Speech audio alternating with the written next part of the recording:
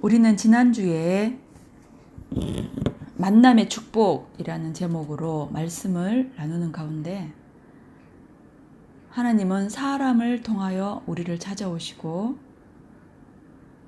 사람을 자신의 집으로 삼으시고 거주하시기에 우리는 사람을 대할 때 부지 중에 하나님을 대면할 수 있다.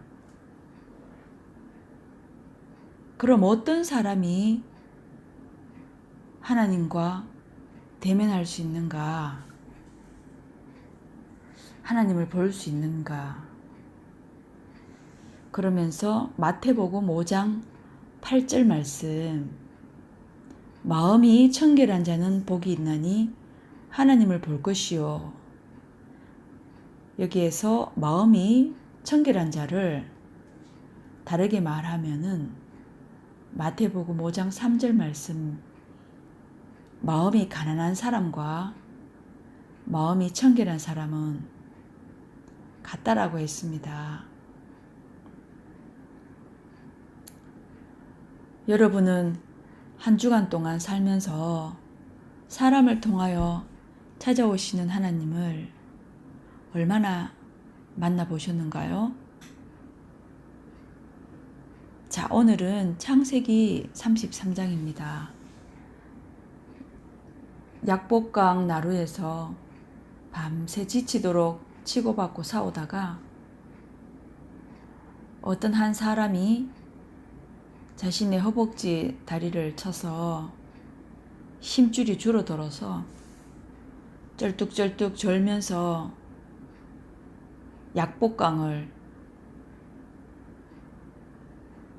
건너게 됩니다.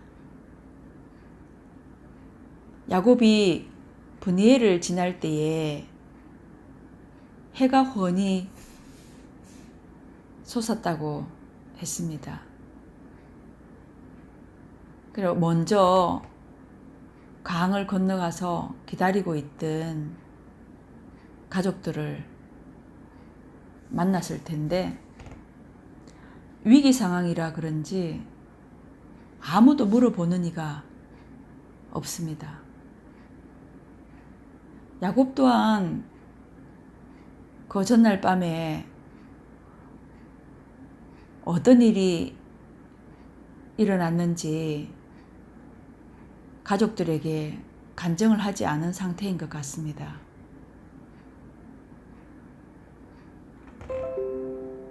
더 다급한 일이 눈앞에 있기 때문에 사람이 위급 상황을 만나게 되면은 자신의 문제에 빠져버리기 때문에 상대방이 어떤 상황인지를 잘 파악할 수 없습니다. 상대방의 다리가 저는지 눈물을 흘리는지 미처 보이지 않을 수 있습니다. 아무튼 야곱은 고개를 푹 숙이고 한참을 절면서 걸어오다가 왠지 웅숭웅숭 하는 소리가 들려서 고개를 들어봅니다. 앞에 자기형 예서가 장정 군인 400명과 함께 자기 쪽으로 오고 있는 것을 보게 됩니다. 이때 야곱의 심정이 어떠했을까요? 우리는 마치 영화의 마지막 장면을 다 본 사람이라 또 다 알고 있기 때문에 실감이 나지 않겠지만, 그러나 성경을 읽을 때에는 우리는 영화를 보듯이 보면 안 됩니다. 영화는 타인의 이야기지 않습니까? 그러나 성경에 나오는 여러 인물들이 있지만 그 사람들을 볼 때에 저 사람 안에 나의 인생도 포함되는구나. 저 인생과 나의 인생이 다르지 않구나. 라는 마음으로 성경을 보아야 할 것입니다. 만약에 이 성경의 이야기가 타인의 이야기라면 우리는 이것이 생명의 말씀, 나의 생명의 말씀이다라고 할 이유가 없습니다. 다른 생명이니까요. 그러나 하나님은 한 사람을 지으셨기 때문에 사람의 속성은 다양한 것 같으나 한 가지 속성을 갖고 있습니다. 개는 여러 종류가 있지만 다 같은 한 가지 속성이 갖고 있고, 소는 소의 속성이 똑같은 것처럼 사람의 속성 또한 마찬가지입니다.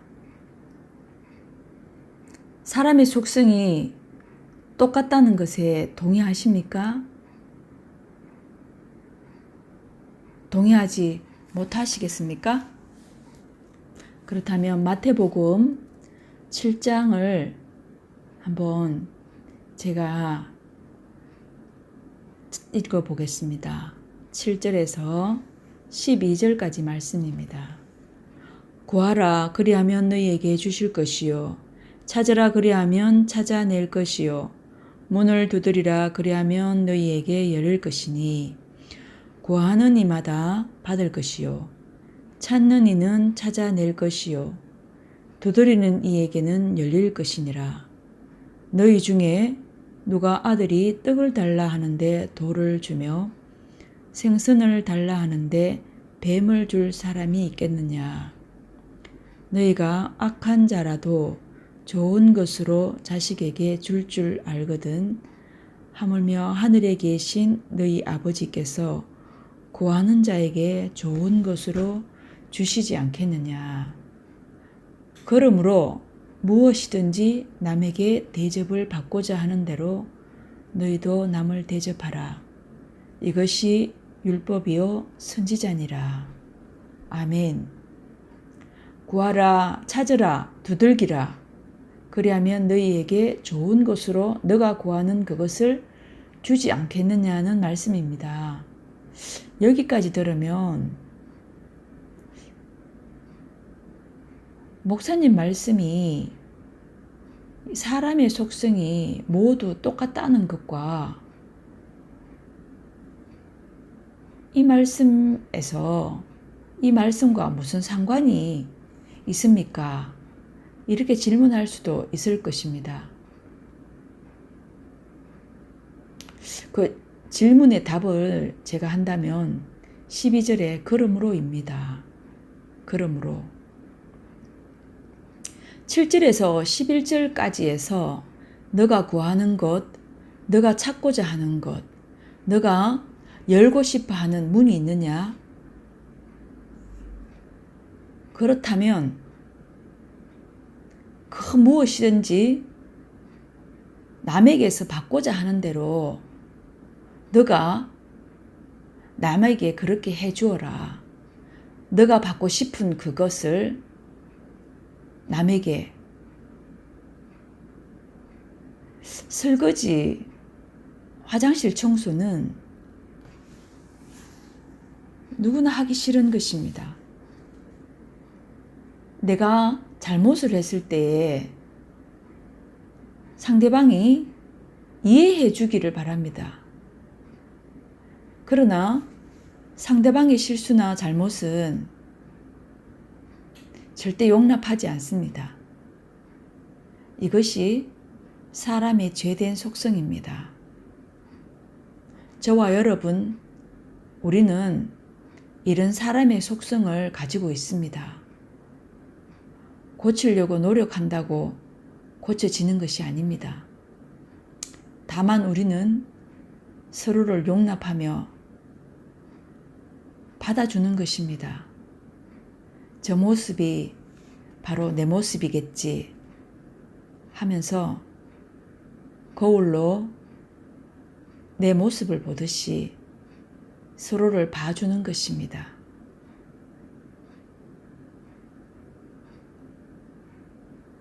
그러할 때에 상대의 얼굴에 묻어있는 바풀을 보면서 자기 얼굴을 만져보는 것입니다. 이러할 때에 우리는 자신을 돌이켜볼 수 있는, 자신의 모습을 볼 수 있는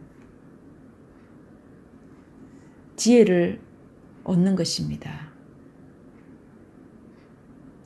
우리 모두에게 이러한 주님의 은혜가 임하기를 소망합니다.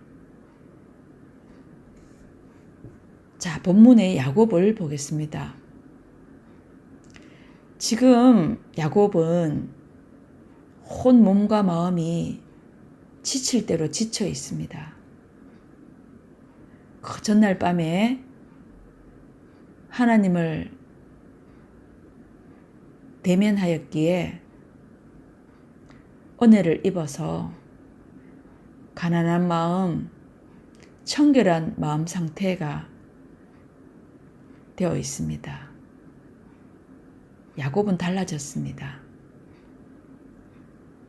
그 어떤 모습이 달라졌는지 3절을 한번 보겠습니다. 3절, 그는 그들을 앞서 나가서, 그는 야곱이죠. 야곱이 처자식을 그들을 앞서 나가서, 거전 약복강을 건너기 전에는 이 처자식을 자기 앞서 내보내고, 먼저 내보내고 맨 나중에 남아서 밤새 두려워 떨던 야곱이 처자식을 자기 뒤에 두고 자기가 맨 먼저 앞장섭니다. 나를 따라오너라 하시던 예수님의 모습을 보는 것 같습니다. 여기에서 야곱이 예수를 대하는 태도를 한번 살펴보겠습니다. 여러분 좀 전에 읽었던 마태복음 7장 7절에서 12절을 생각을 하면서 야곱을 한번 살펴보겠습니다. 야곱은 에서에게 대접받고 싶은 대로 에서를 대접합니다. 야곱은 에서에게 걸어가면서 7번 절을 했다고 합니다. 7번 절을 했다는 의미는 야곱 자신의 잘못을 100% 인정을 하고 철저히 자신을 낮추는 모습입니다. 그 다음에 야곱의 가족 모두가 차례로 나와서 에서에게 절을 합니다. 이것은 가족 공동체의 연합된 모습을 볼 수 있습니다. 20년 전에 야곱이 저질렀던 형을 속이고 장자권을 취득했던 일들과 가족들과는 야곱의 가족들과는 아무 상관이 없지 않습니까? 얼굴도 알지 못하는 아주버님이고 큰아버지이지 않습니까? 그러나 야곱이 자기 처자식들에게 자신이 고향을 떠나오게 된 계기와 그 형님에게 자기가 저질렀던 일들을 아마 여러 번 반복해서 얘기를 했기 때문에 가족들은 알고 있었을 것입니다. 아버지의 그 죄를 가족이기 때문에 가족 공동체 안에서 같이 나누는 감당하겠다는 그런 연합된 모습을 볼 수 있습니다. 어쨌든 이러한 자세, 이러한 마음을 갖고 있는 가족은 복을 받을 수 있는 그런 기본적인 자세가 되어 있다라고 볼 수 있습니다. 자, 그 다음에 8절에 보면은 형에게 은혜를 입고자 합니다 라고 하면서 자신의 재물의 일부를 선물로 형에게 바칩니다. 고대에는 화해의 의미로 상대에게 선물을 받는다는 것은 상대방의 허물을 덮어주겠다는 그런 의미를 담고 있습니다. 요즘에로 하면 벌금형이라든지 합의금 같은 그런 의미이겠지요. 에서는 야곱이 강하게 권함으로 받았습니다. 이것으로 야곱과 에서의 불편한 관계는 끝이 납니다.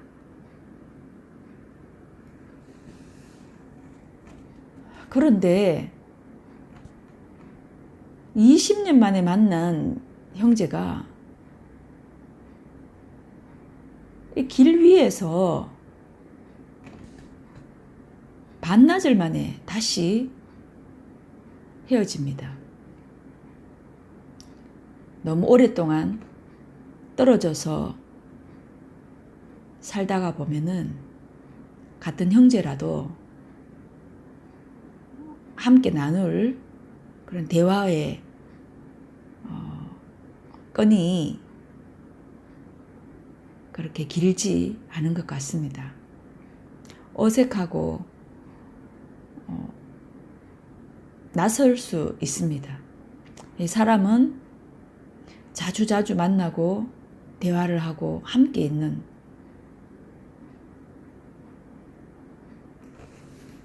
그럴 때에 사람과 사람 관계가 더 깊어지는 것을 볼 수 있습니다.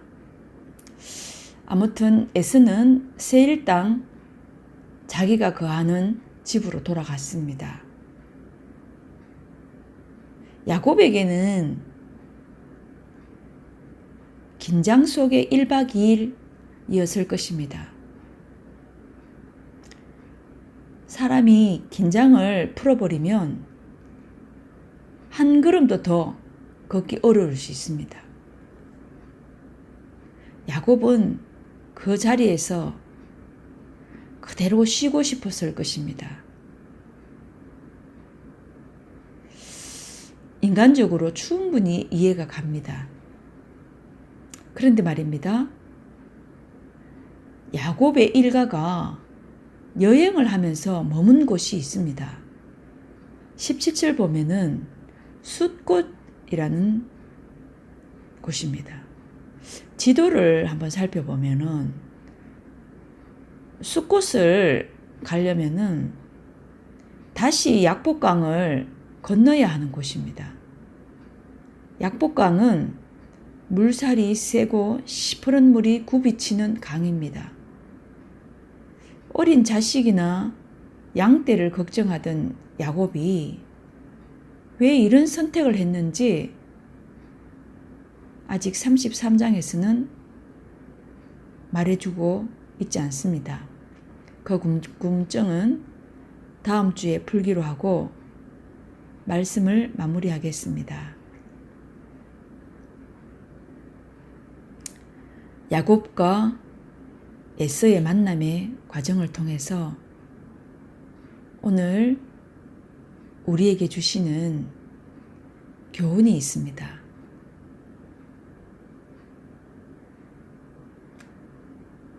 그러므로 무엇이든지 남에게 대접을 받고자 하는 대로 너희도 남을 대접하라. 이것이 율법이요 선지자이니라. 야곱은 에서를 볼 때에 내가 형님을 보니 마치 하나님을 뵙는 것 같습니다. 라는 말로 시작을 해서 에서에게 나아갈 때 하나님 앞에 나아가는, 하나님을 대접하는 그런 자세를 우리에게 교훈으로 남겨주었습니다.